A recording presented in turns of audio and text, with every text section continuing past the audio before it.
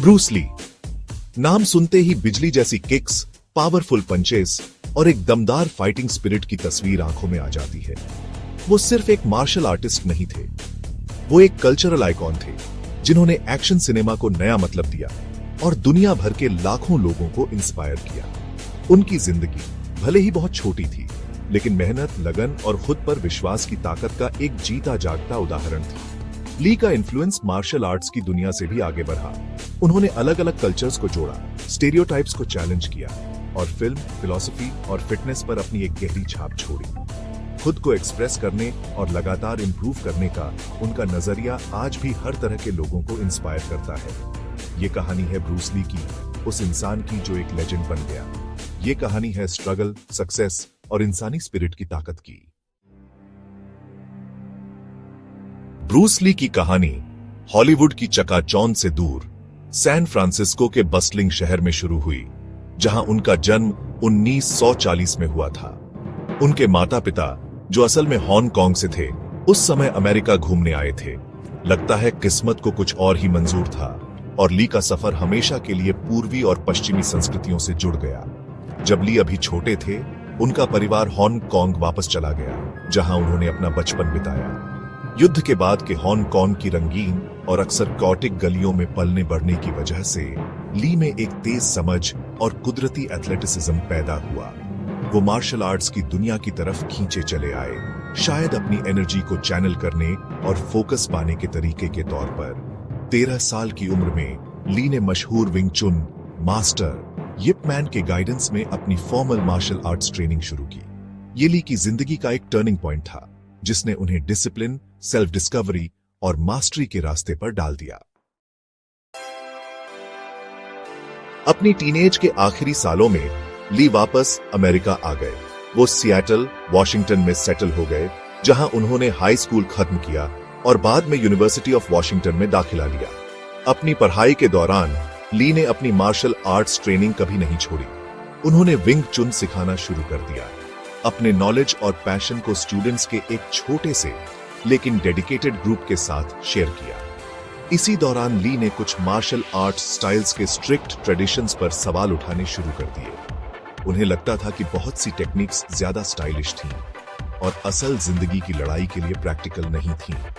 इस रियलाइजेशन ने ली के अंदर एक आग लगा दी, एक ऐसी फाइटिंग सिस्टम बनाने की चाहत जो इफेक्टिव भी हो और एडेप्टेबल भी। ली की फिलॉसफी सिर्फ फिजिकल चीजों तक सीमित नहीं थी। वो सेल्फ एक्सप्रेशन की पावर में बिलीव करते थे और अपने स्टूडेंट्स को खुद सोचने, सवाल करने और लगातार इंप्रूवमेंट के लिए कोशिश करने के लिए इनकरेज करते थे। मार्शल आर्ट्स में एक्सेलेंस पाने की अपनी लगातार कोशिश की वजह से ब्रूस ली ने अपना यूनिक स्टाइल डेवलप किया, जीत कुन डो, जिसका मतलब अक्सर the way of the intercepting fist होता है। जीत कुन डो कोई फिक्स टेक्निक्स वाला स्ट्रिक्ट सिस्टम नहीं था, बल्कि एक फिलॉसफी थी, कॉम्बैट के बारे में सोचने का एक तरीका जो एडेप्टेबिलिटी, फ्लूइडिटी और एफिशिएंसी पर जोर देता था। ली अपने स्टूडेंट्स को इनकरेज करते थे कि जो यूजफुल है उसे लो, जो यूजलेस है उसे छोड़ दो और जो खास तौर पर तुम्हारा अपना है उसे ऐड करो। वो अलग अलग स्टाइल्स के बीच के बनावटी बैरियर्स को तोड़ने में यकीन रखते थे। बॉक्सिंग, फेंसिंग और यहाँ तक कि स्ट्रीट फाइटिंग से इंस्पिरेशन लेकर कॉम्बैट का एक डायनामिक और इफेक्टिव तरीका बनाने के लिए। जीत कुंडोली की अपनी पर्सनल फिलॉसफी का रिफ्लेक्शन था, पानी की तरह बनो, फ्लूइड और एडेप्टेबल, ऑब्स्टिकल्स के आसपास मूव करने और कम से कम रेजिस्टेंस वाला रास्ता ढूंढने में केपेबल। यही फिलॉसफी थी जो न सिर्फ उनके मार्शल आर्ट्स बल्कि उनके जीने के तरीके को भी डिफाइन करती थी। सेक्शन 5, हॉलीवुड बुला रहा है, छोटे कदम और बड़े सपने। खुद को एक मार्शल आर्टिस्ट के तौर पर एस्टैब्लिश करते हुए ब्रूस ली एक्टर बनने का सपना भी देखते थे। वो बचपन में हांगकांग में कई फिल्मों में चाइल्ड एक्टर के तौर पर काम कर चुके थे और सिल्वर स्क्रीन का आकर्षण उन पर हमेशा बना रहा। 1960 के दशक के आखिर में ली ने हॉलीवुड में अपनी जगह बनानी शुरू कर दी।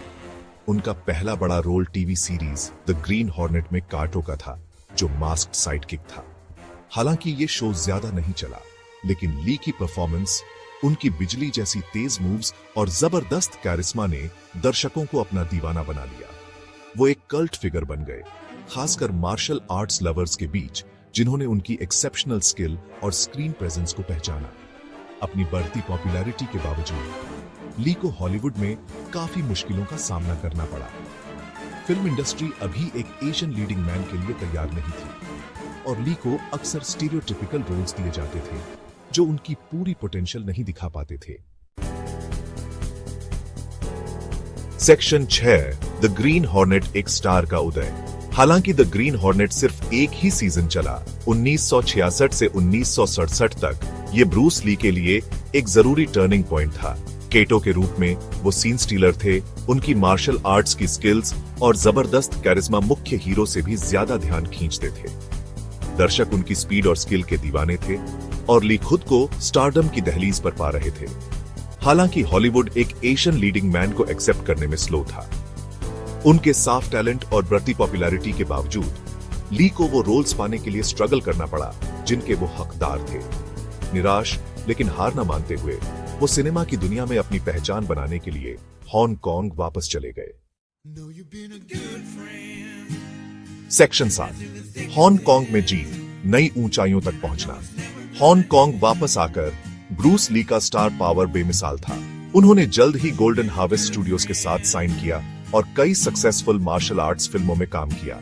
1971 में रिलीज हुई द बिग बॉस और 1972 में Fist of Fury box office पर सुपरहिट रही, रिकॉर्ड्स तोड़ दिए और ली को एक सिनेमैटिक आइकॉन बना दिया। ली की फिल्में सिर्फ एक्शन स्पेक्टिकल्स नहीं थीं, उन्होंने उनमें अपनी फिलॉसफी, अपना कैरिस्मा और एक रॉ किनेटिक एनर्जी डाली जो पहले कभी स्क्रीन पर नहीं देखी गई थी। उनके कैरेक्टर्स अक्सर जस्टिस के लिए लड़ रहे होते थे, ऑपरेशन को चैलेंज कर रहे होते थे और सेल्फ डिटर्मिनेशन की स्पिरिट को दिखा रहे होते थे। 1973 में एंटर द ड्रैगन के साथ ब्रूस ली इंटरनेशनल सुपरस्टार बन गए। ये फिल्म गोल्डन हार्वेस्ट और वार्नर ब्रोस का एक को प्रोडक्शन, एक ग्लोबल फिनोमिनन थी जिसने ली को एक्शन सिनेमा के सबसे आगे पहुंचा दिया। उनकी लेगेसी पक्की हो गई। सेक्शन 8, ड्रैगन की आखिरी उड़ान, एक अधूरी जिंदगी। दुख की बात है कि ब्रूस ली का जबरदस्त राइज 20 जुलाई 1973 को खत्म हो गया। 32 साल की उम्र में उनकी अचानक हांगकांग में मौत हो गई। मौत की वजह ऑफिशियली सेरिब्रल एडिमा बताई गई, लेकिन उनके निधन से जुड़े हालात आज भी रहस्य और अटकलों से घिरे हुए हैं। दुनिया ने एक सच्चे आइकॉन को खो दिया।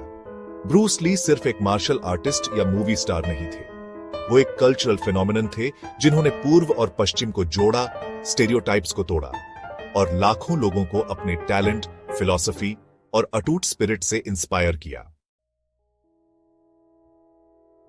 सेक्शन 9, पानी की तरह बनो मेरे दोस्त, ब्रूस ली की अमर विरासत। मौत के बाद भी ब्रूस ली का लेजेंड बढ़ता रहा। उनकी फिल्में और भी ज्यादा पॉपुलर हुई, अनगिनत लोगों को कॉपी करने के लिए इंस्पायर किया और एक्शन मूवी ग्रेट्स में उनकी जगह पक्की कर दी। लेकिन ली की लेगेसी सिल्वर स्क्रीन से कहीं आगे जाती है। जीत कुंडो की उनकी फिलॉसफी, एडेप्टेबिलिटी, फ्लूइडिटी और सेल्फ एक्सप्रेशन पर जोर देने के साथ मार्शल आर्ट्स से आगे बढ़कर हर तरह के लोगों को इंस्पायर करती है।